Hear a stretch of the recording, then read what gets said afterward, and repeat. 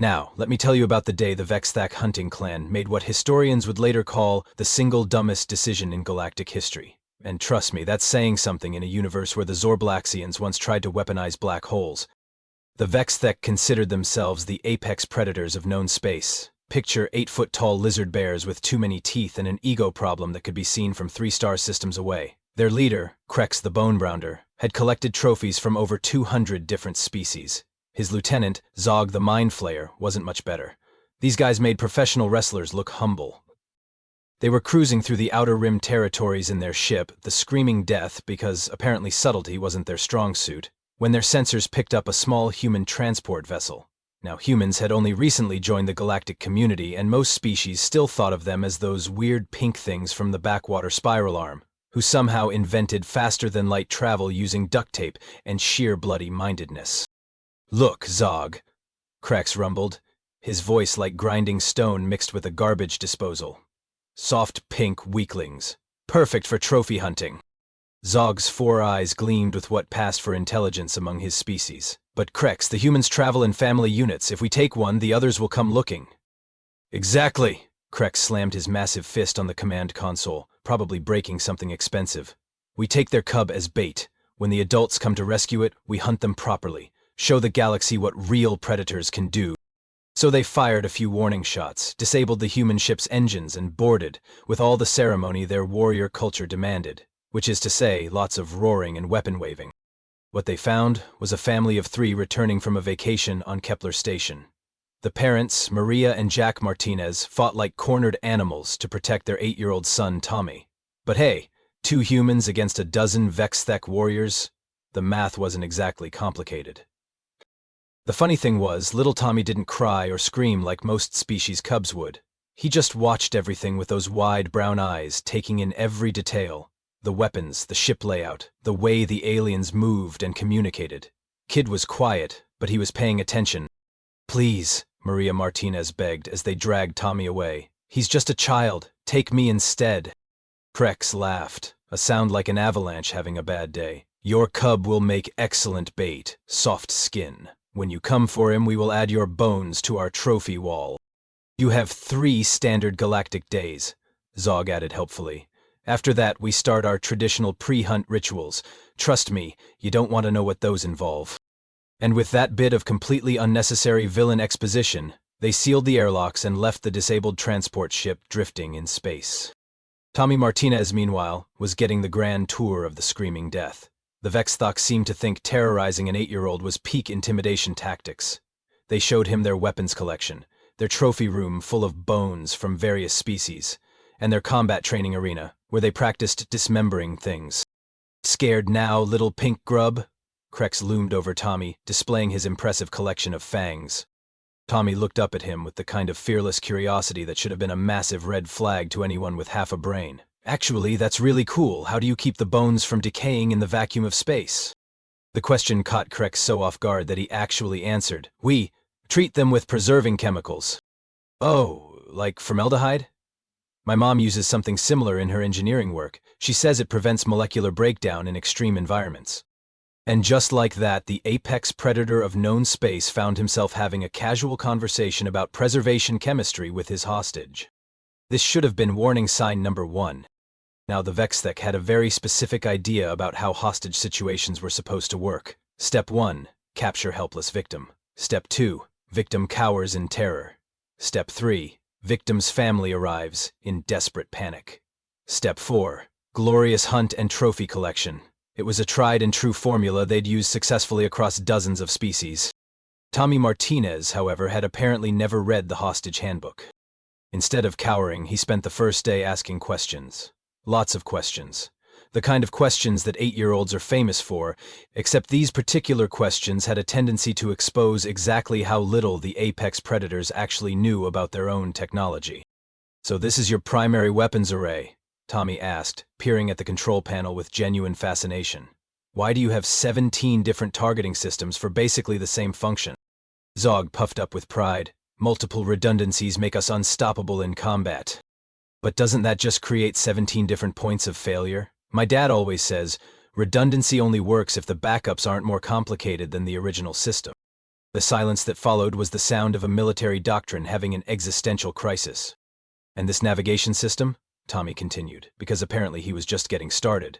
"Why does it take 47 steps to plot a hyperspace jump? The human ships I've been on do it in like 5? "Our way is the traditional way," Krex growled, but there was a note of defensiveness creeping into his voice. "Proven over millennia of successful hunts." "Oh, I'm not criticizing," Tommy said quickly, with the innocent tone that every parent in the galaxy knows means trouble is coming. "I'm just curious about the engineering philosophy. It's so thorough." Which in 8-year-old speak translates roughly to unnecessarily complicated and probably stupid. By day 2, something interesting started happening. The Vexthak warriors, despite their fearsome reputation, began actually enjoying their conversations with Tommy. Here was someone who seemed genuinely impressed by their achievements, who asked thoughtful questions about their culture and technology. It was refreshing, really. Most of their captives just screamed a lot.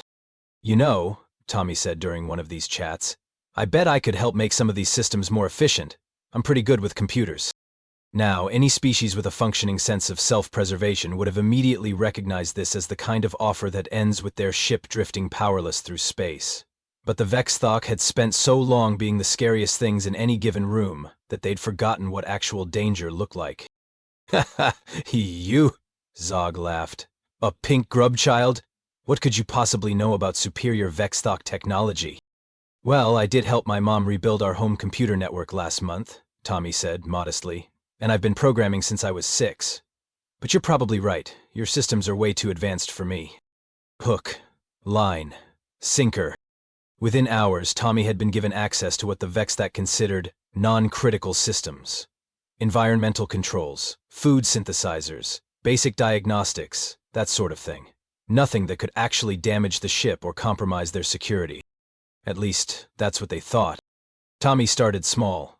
He convinced them that he was trying to improve efficiency by streamlining some of the more redundant processes. The Vexthok warriors watched indulgently as the little human tapped away at various control panels, making what appeared to be minor adjustments. "This is actually really interesting," Tommy commented as he worked. "Your food synthesizer has all these safety protocols to prevent contamination, but they're running in parallel instead of sequence. If I just adjust this parameter here and redirect this subroutine there..." "You see," Krex said to his crew, feeling rather magnanimous, "the pink grub appreciates superior Vexthak engineering. Perhaps humans are not completely worthless after all." The first sign that maybe, just maybe, they had made a tiny miscalculation came during the evening meal. The food synthesizer, which had been producing perfectly adequate warrior rations for decades, suddenly started creating something that looked like gray pudding and tasted like what you'd get if disappointment could be liquefied. Tommy said, studying the unappetizing slop with professional interest. "Looks like there might be a calibration issue with the protein matrix. I can probably fix that tomorrow." But somehow, every fix Tommy implemented seemed to make things slightly worse. The food became progressively more inedible, the temperature controls started fluctuating randomly, and the artificial gravity began experiencing what Tommy called minor gravitational inconsistencies. By the end of day 2, the mighty Vexthok warriors were floating around their ship like confused balloons, trying to choke down meals that resembled and tasted like recycled boot leather, while their helpful little prisoner continued making improvements to their systems. And Tommy? Tommy was having the time of his life. Now, while Tommy was busy turning the screaming death into a floating disaster zone, his parents were having their own kind of fun back on the disabled transport ship. And by fun, I mean the kind of cold, calculating rage that makes supernovas look like birthday candles. See, the Vexthak had made their second major miscalculation of this whole debacle. They assumed that humans, being relatively new to the galactic community and generally non-aggressive, would respond to the kidnapping of their child with the standard parental playbook: panic, desperation, maybe some futile pleading. What they got instead was Maria Martinez, Senior Systems Engineer for Terran Deep Space Operations, and Jack Martinez, retired Terran Special Forces, sitting in the flickering emergency lighting of their damaged ship and planning something that would make war crimes look like parking violations. 3 days, Maria said, her voice so level it could have been used to calibrate precision instruments. She was already pulling up schematics on her portable workstation, fingers flying across holographic interfaces. "They gave us 3 days. Jack was cleaning his sidearm with the kind of methodical precision that suggests violence is not just possible, but inevitable. More than we need, he replied calmly. I can have a strike team here in 18 hours. Make it 12, I'm tracking their engine signature. Now, here's something the galaxy hadn't quite figured out about humans yet. We are absolutely terrifying when our children are in danger. Not scary in the traditional sense, like the Vexthok, with their roaring and posturing. Scary in the way that precision engineering is scary. Scary in the way that calculated, methodical, inevitable consequences are scary. The ransom message came through on the second day, exactly as Krex had planned. A holographic projection of the massive alien leader appeared in their damaged cabin, all teeth and menace and theatrical intimidation. Soft-skinned parents, Krex rumbled, clearly enjoying himself. Your cub is unharmed for now, but our traditional hunting rituals begin soon. Bring yourselves to these coordinates if you wish to die with honor defending your spawn. He probably expected tears, maybe begging, some desperate negotiation attempts. Instead, Maria looked up from her console and said, in the same tone she might use to discuss the weather, "You have 12 hours to return our son unharmed to the exact coordinates where you found us. After that, we stop being reasonable." Krex blinked his 4 eyes in confusion. You dare threaten the mighty Vexthok?" Jack stepped into the hologram's view, and somehow, despite being less than half the alien size and armed with nothing more than a standard-issue sidearm, he managed to project more menace than the 8-foot-tall apex predator. Not a threat, a professional courtesy, 12 hours. The transmission cut off, leaving Krex staring at empty space and trying to figure out what had just happened. This wasn't how prey species were supposed to behave. Where was the fear, the desperation, the satisfying tears? Perhaps, Zog suggested carefully, they are simply in shock. Denial is a common response to traumatic situations. Yes, Krex agreed, though something about the interaction left him feeling oddly unsettled. Shock. They will realize their helplessness soon enough. Meanwhile, Maria had already pinged the emergency beacon that connected her directly to Terran Defense Command. The conversation that followed was brief, professional, and absolutely terrifying in its efficiency. Command, this is Maria Martinez, TD-77, 45. My son has been taken by hostiles. I need a full tactical extraction team at the following coordinates. Ma'am, extraction teams require formal authorization from Sector Command. That process typically takes 72 to 96 hours. Let me be more specific, Maria said, and her voice carried the kind of authority that comes from years of keeping multi-billion credit space installations from exploding. My 8-year-old son has been kidnapped by aliens who think humans are easy prey. You have 2 choices. Get me that extraction team in the next 10 hours, or explain to the media why Terran Defense Command refused to help rescue the first human child taken by hostile aliens. There was a pause. Then, "Ma'am, I'm patching you through to Admiral Chen's direct line." The thing about humans that the galaxy was still learning is that we don't just have individual rage. We have institutional rage. Bureaucratic rage. The kind of systematized, organized, well-funded rage that can move mountains, redirect asteroids, and turn peaceful exploration vessels into impromptu military strike forces. Within 6 hours, Jack's old unit had been activated for special operations duty. Within 8 hours, the transport ship had been repaired by a Terran engineering crew that materialized out of hyperspace like very helpful ghosts. Within 10 hours, Maria had somehow hacked into the Vexthek ship's communication array and was tracking their exact position in real time. The Screaming Death, meanwhile, was still experiencing what Tommy cheerfully described as minor technical difficulties. "I don't understand it," Zog complained as he floated past the command deck, upside down because the gravity generators couldn't decide which way was up anymore. "How can one small pink grub cause so much chaos?"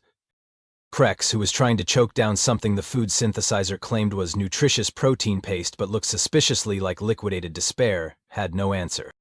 But he was starting to suspect that maybe, just maybe, they had underestimated exactly what species they were dealing with. By day 3, Tommy had transformed from helpful little prisoner into what could only be described as a one-child wrecking crew with a smile.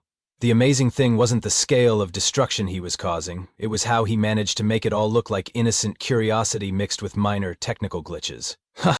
Good morning, Krex," Tommy called out cheerfully as the Vexthek leader drifted past the main console, currently experiencing what the ship's computer helpfully described as directional gravity confusion.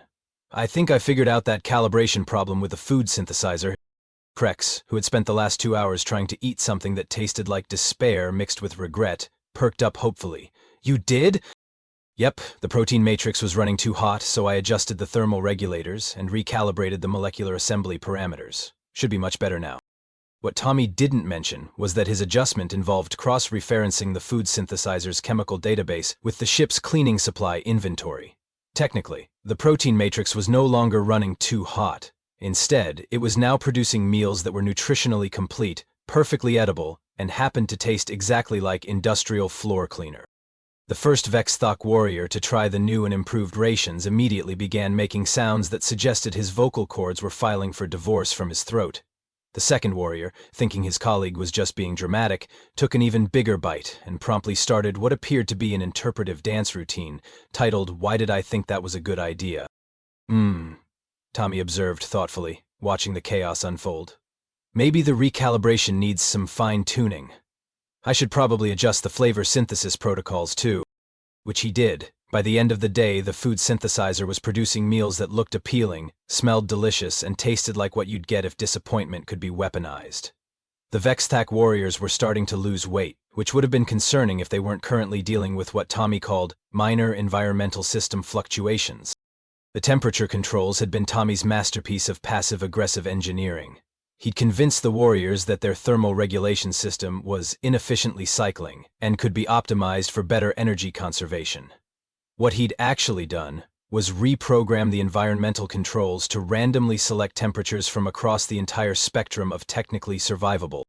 One moment the ship would be a comfortable 72 degrees. The next moment it would suddenly spike to 98 degrees with humidity that made breathing feel like drowning in hot soup. Then, without warning, it would plummet to 45 degrees with air so dry it made their scales crack. "This is normal during the optimization process," Tommy assured them, as Zog tried to figure out why he was simultaneously sweating and shivering. "The system needs to test all the parameters before it can find the most efficient settings. Should stabilize in a few days." The artificial gravity situation had evolved from minor inconsistencies to what could only be described as physics having a nervous breakdown. Tommy had managed to convince the ship's computer that the gravity generators needed to dynamically adjust based on the crew's movement patterns to maximize energy efficiency. What this meant in practice was that the ship's gravity field had developed a personality disorder. Walking toward the command deck meant experiencing 1.5 times normal gravity, making every step feel like trudging through cosmic molasses. The mess hall, on the other hand, had roughly Mars-level gravity, which meant that every time someone tried to eat, their food would float away mid-bite. The sleeping quarters randomly switched between zero gravity and double gravity every few hours, ensuring that the warriors were either floating around like confused balloons or getting squashed into their bunks like intergalactic pancakes. But Tommy's real masterpiece was what he'd done to the navigation system. "Your hyperspace plotting algorithm is really sophisticated," he'd told them on day 2, studying the navigation console with apparent admiration. "But I notice it's recalculating the same stellar position data over and over again. That's probably wasting processing power." What Tommy had actually noticed was that the Vexthak navigation system had a backup verification protocol that double-checked every calculation against known stellar positions. It was a safety feature designed to prevent ships from accidentally jumping into stars or black holes. Very sensible, very important for continued existence. Tommy had disabled it. Not obviously, of course. He'd simply redirected the verification subroutines to check against what he told them was an updated stellar cartography database that he'd helpfully uploaded from his mom's engineering files. Except the database he'd uploaded wasn't stellar cartography at all. It was his collection of video game high scores. The result was that the Screaming Death's navigation computer was now trying to plot hyperspace jumps based on Tommy's performance in Asteroid Blaster 3000 and his completion times for Super Space Racer, which meant that instead of heading toward deep space hunting grounds, they were slowly but inexorably drifting toward the most dangerous region of local space, a binary pulsar system surrounded by a debris field of collapsed neutron matter. Tommy," Zog said on the third evening, studying the navigation display with growing concern, "are you sure this course is correct? It looks like we're heading toward the Shredder system." Tommy looked at the display with innocent confusion. "That's weird. Let me check the navigation parameters." He tapped a few keys with the focused intensity of a child trying to look helpful. "Oh, I see the problem. There's a small error in the coordinate calculation matrix. I can fix that." which he did by making the error slightly worse and adding 2 new ones. "There we go," Tommy announced proudly. "Should be much more accurate now." The navigation computer, now thoroughly convinced that the safest route through space involved flying directly through a region where matter got compressed into exotic particles, helpfully adjusted their course to arrive at the Shredder system, approximately 6 hours ahead of schedule. By the end of day 3, the mighty Vexthok hunting vessel was limping through space with failing life support, inedible food, gravity that couldn't make up its mind about which direction was down, and navigation systems that thought the best possible destination was cosmic suicide. And through it all, Tommy Martinez sat in their makeshift brig, cheerfully asking questions, offering helpful suggestions, and expressing genuine amazement at Vexthek engineering capabilities. "You know," he said to Krex, as the warrior leader floated past upside down, trying to drink something that looked like soup but tasted like industrial solvent. "I'm really learning a lot about advanced alien technology. My parents are going to be so excited when I tell them about all this." Krex, who was beginning to suspect that letting the small human anywhere near their ship's systems might have been a mistake, could only grunt in response. Speaking required too much energy, and he needed to conserve what little strength he had left for the increasingly difficult task of not dying from his own ship's life support systems. The screaming death continued its inexorable drift toward the Shredder system, its crew slowly starving on technically edible but practically indigestible food, while Tommy Martinez hummed quietly to himself and planned his next helpful improvement. The first sign that the Vexthek's day was about to get significantly worse came when their long-range sensors, which Tommy had helpfully optimized to filter out background cosmic noise, suddenly started screaming warnings about incoming ships.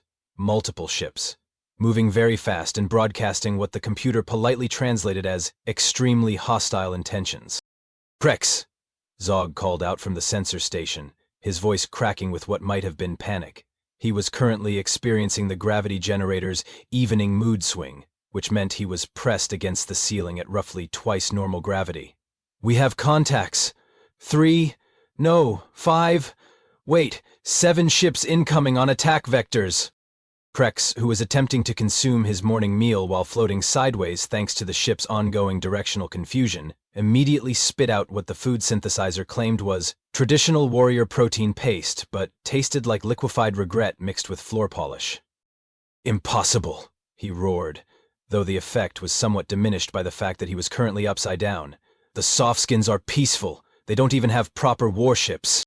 Tommy looked up from the engineering console, where he'd been making what he called minor efficiency adjustments to their weapons targeting system. "Oh, you mean my parents? Yeah, they're probably pretty upset about the whole kidnapping thing." "Your parents?" Zog squeaked, still plastered to the ceiling like an oversized gecko. "Those were just 2 soft skins in a transport ship." "Well, yeah," Tommy said with the casual tone that 8-year-olds use when explaining something incredibly obvious to incredibly stupid adults. "But my mom's a senior engineer for Terran Deep Space Operations, and my dad used to be Special Forces. They know people." The incoming fleet was indeed impressive, though calling it a fleet was somewhat generous. What Maria and Jack Martinez had assembled in less than 12 hours was more accurately described as whatever happened to be in the neighborhood and could be convinced to help rescue a human child. Leading the formation was the TSV Righteous Fury, a Terran patrol corvette that had been conducting routine border surveys until Admiral Chen personally called the captain and explained that there was a human child in danger, and that failure to assist would result in the captain spending the rest of his career cataloging asteroid compositions in the Outer Rim. Flanking it were 2 Terran merchant vessels whose captains had volunteered their ships the moment they heard about the situation, because apparently never mess with human children was becoming a universal constant even humans themselves were still figuring out. The real surprise was the 3 ships bringing up the rear: a Centauri science vessel, an Altarian diplomatic courier, and even a heavily armed Regelian trader. Word of the kidnapping had spread through subspace communications faster than a computer virus, and it seemed like every species that had ever had positive contact with humans suddenly felt obligated to help. "This is Captain Sarah Blake of the Terran vessel Righteous Fury," came the transmission, and even through the universal translator, her voice carried the kind of calm, professional menace that suggested very bad things were about to happen to someone. "You are currently in possession of stolen Terran property. You have 30 seconds to surrender unconditionally, or we will demonstrate why humans are considered the most dangerous species in this galaxy when our children are threatened." Krex, who had managed to orient himself right side up just in time to receive this message, felt his 4 hearts skip several beats. 30 seconds. But we are the mighty Vexthok. We do not surrender to anyone. 25 seconds, Captain Blake continued helpfully. Prepare weapons, Crakes bellowed to his crew, most of whom were still struggling with the ship's gravity issues. Show these softskins what true warriors can do. This would have been an excellent plan if Tommy hadn't spent the last 3 days improving their weapon systems. While the Vexthok had been distracted by their ongoing battles with inedible food and psychotic gravity generators, Tommy had been very busy optimizing their targeting computers. He had explained to them that their weapons were wasting energy by using outdated targeting algorithms, and that he could improve their accuracy by streamlining the computational matrix. What he'd actually done was reprogram their targeting system to aim at whatever was broadcasting the strongest electromagnetic signature within sensor range, which, at the moment, happened to be the Screaming Death's own engine core. Fire all weapons, Krex commanded. The Vexthek weapons array, consisting of 12 heavy plasma cannons and 16 particle beam projectors, all swiveled toward their targets with mechanical precision, locked on with perfect accuracy, and opened fire on their own ship. The next few seconds were what military historians would later describe as impressively catastrophic. The Screaming Death, already weakened by 3 days of Tommy's helpful improvements, began experiencing what could charitably be called rapid, unscheduled disassembly. Primary power systems exploded in showers of sparks. Secondary systems caught fire. The artificial gravity generators, finally freed from their constant struggle with Tommy's modifications, gave up entirely and shut down, leaving the entire crew floating in zero gravity while their ship tore itself apart around them. Where's happening? Zog screamed as he tumbled through the air, watching his mighty warship commit elaborate suicide. I think there might be a small calibration issue with the targeting system, Tommy observed helpfully, somehow managing to look completely unfazed by the chaos erupting around him. I can probably fix that if you want. Do not touch anything else, every surviving Vexthek warrior screamed simultaneously. But it was far too late for that. The Screaming Death was already broadcasting automatic distress signals. Its hull was breached in 17 different places, and the engine core was making the kind of ominous humming noise that universally translates to, "You have about 90 seconds to abandon ship, before everything in a 3-kilometer radius gets converted to high-energy plasma." Captain Blake's voice came through the comm system again, and if anything, she sounded even less amused than before. "This is your final warning. Surrender immediately or prepare to be boarded by very angry humans." Krex, floating helplessly in the wreckage of his command center while emergency klaxons wailed and automatic systems announced that everything was broken, finally understood the magnitude of his mistake. He hadn't just kidnapped a human child. He had kidnapped the human child. The first human child taken by hostile aliens. The symbolic representation of humanity's most protective instincts. The focal point for every aggressive impulse that humans had spent centuries learning to control. And now those impulses were bearing down on him in the form of 7 very fast, very well-armed ships, crewed by beings who had apparently decided that the Vextheks needed to learn a lesson about the consequences of threatening human offspring. "We surrender!" Krex bellowed into his comm system as another explosion rocked his dying ship. "We surrender completely. The human cub is unharmed." "Too late for that," came Captain Blake's reply. "Boarding teams are already en route. Do not resist, do not move, and try very hard not to give us any excuse to demonstrate what humans do to child kidnappers." Through the failing viewports of the Screaming Death, Krex could see the sleek forms of Terran assault shuttles detaching from the larger ships, moving with the kind of precise coordination that spoke of countless hours of training and an unlimited budget for things that exploded. Tommy, meanwhile, had managed to find an intact comm panel and was cheerfully waving at the approaching shuttles. "Hi, Mom. Hi, Dad. I'm okay. You should see what I did to their ship. It's been really educational." The last thing Krex heard before the boarding teams arrived was Tommy explaining to someone over the comm that he'd learned a lot about alien engineering, and that he was pretty sure he could build a better food synthesizer when they got home. Then the airlocks exploded inward, and Krex discovered exactly why humans were considered the most terrifying species in the galaxy when their children were in danger. The boarding action that followed was less a military operation and more a masterclass in controlled violence. The Terran Special Forces team, led by Jack Martinez himself, moved through the crippled Vexthek ship with the kind of surgical precision that makes professional soldiers wake up in cold sweats.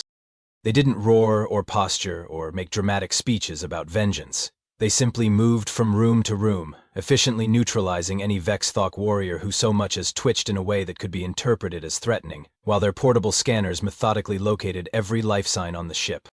The whole operation took exactly 4 minutes and 37 seconds. By the time it was over, 12 of the galaxy's most feared predators were zip-tied, sedated, and floating in the ship's corridor like oversized, very unhappy balloons. Tommy, meanwhile, was having a reunion that would have been heartwarming if it weren't taking place in the wreckage of an alien warship that had recently attempted suicide. "Tommy?" Maria Martinez floated through the damaged airlock, moving in the zero gravity with the practiced ease of someone who'd spent years working in space. "Are you hurt? Did they hurt you?" "I'm fine, Mom," Tommy grinned, somehow managing to look completely unruffled despite being surrounded by sparking electronics and the lingering smell of burned alien electronics. "Actually, it was kind of fun. Did you know their navigation system was trying to compensate for gravitational variance using a 30,000-year-old star chart? No wonder they couldn't plot efficient hyperspace jumps."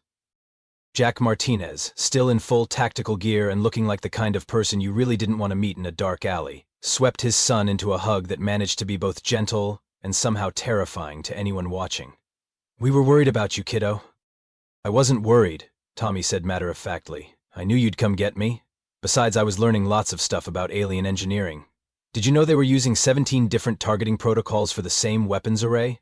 That's just asking for cascade failures in the computational matrix." Captain Blake, who had arrived with the second wave of boarders, was studying the wreckage around them with professional interest. "Martinez, what exactly did your son do to this ship? Our engineers are saying the damage patterns don't match any known weapons signatures."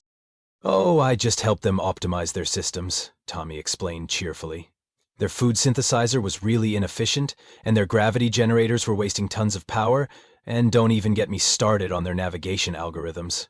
I think I managed to improve pretty much everything," which was when Krex, still zip-tied and floating near what used to be his command console, finally found his voice.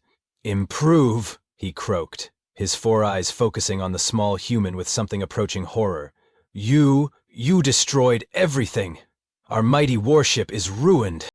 Tommy looked genuinely confused by this assessment. "I didn't destroy anything.